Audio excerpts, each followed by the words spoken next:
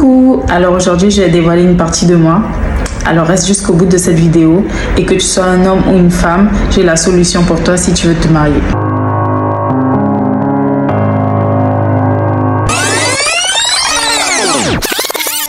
Bon, on arrête tout, je te raconte mon témoignage. Alors en 2017, je commençais déjà à parler à mon compagnon du fait que je voulais me marier. Cette époque-là, il m'avait répondu qu'il trouvait qu'on était trop jeunes, donc qu'il voulait se marier mais pas tout de suite.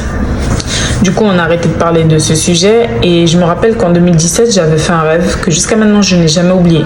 Il était très étrange ce rêve. Un rêve, je voyais, comme dans les dessins animés, Dieu dans le ciel. Mais on voyait que ses grandes mains et il tenait une sorte de Bible, genre un livre géant. C'était écrit « Tu vas te marier en juin ». Et quand le rêve s'est terminé, moi j'étais toute excitée, j'étais contente. Je me suis dit je vais me marier en juin, mais après j'ai commencé à réfléchir et je me suis dit mais en juin de quelle année quoi? Il n'y avait pas de date précise. Le temps est passé, les années même sont passées. Et en septembre 2019, je reçois un message de mon pasteur à l'époque qui me disait « Écoute, j'ai fait un rêve où je t'ai vu te marier ». J'étais tellement contente. Ça m'avait rappelé que j'avais un rêve de me marier.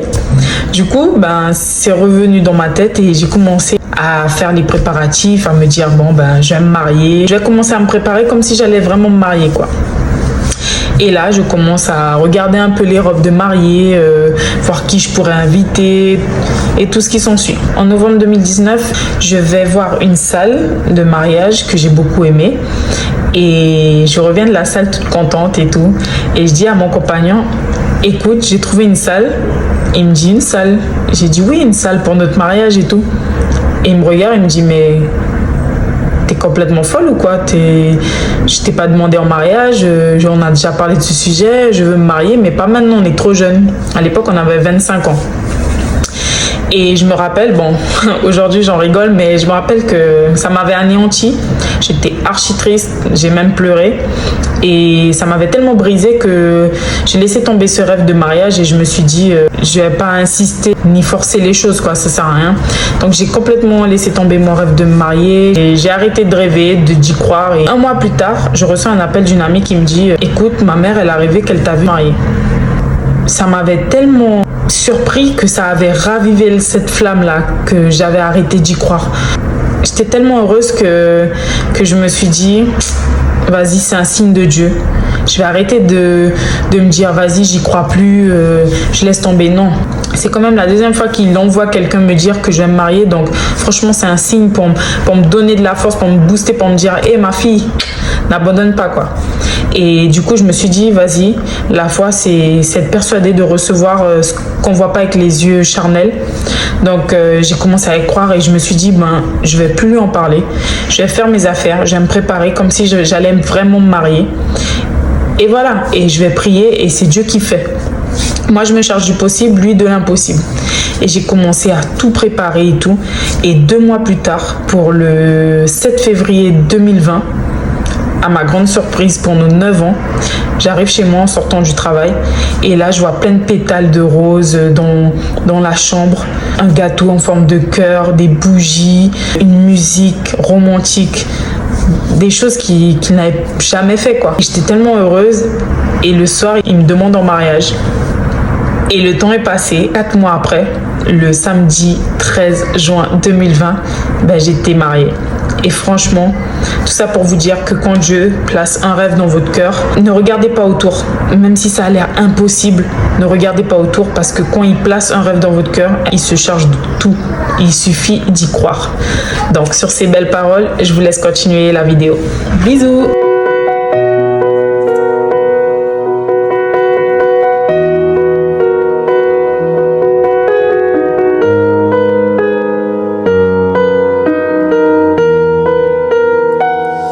Deus faz escravo ser governador. Deus faz pastor de ovelhas se tornar rei de uma multidão. Ele não vê aparência ou condição, ele não vê estrutura, e é por isso que ele te escolheu. É raro ter um coração igual ao seu, mas é preciso ser provado preparado. Não vai ser de qualquer maneira que Deus vai fazer, mas saiba que tudo já está preparado, esperando por você. Vai ser tão lindo quando Deus cumprir o que te prometeu. Vai ser tão lindo quando teu sonho sair do papel. Você passou por coisas que ninguém passou, mas vai conquistar o que ninguém ainda conquistou. Vai ser tão lindo quando Deus cumprir o que te prometeu. Vai ser tão lindo quando teu sonho sair do papel. Você passou por coisas que ninguém passou, mas vai conquistar o que ninguém ainda conquistou. Mas é preciso ser provado, preparado. Não vai ser de qualquer maneira que Deus vai fazer, mas saiba que tudo já está preparado, esperando por você. Vai ser tão lindo quando Deus cumprir o que te prometeu. Vai ser tão lindo quando teu sonho sair do papel.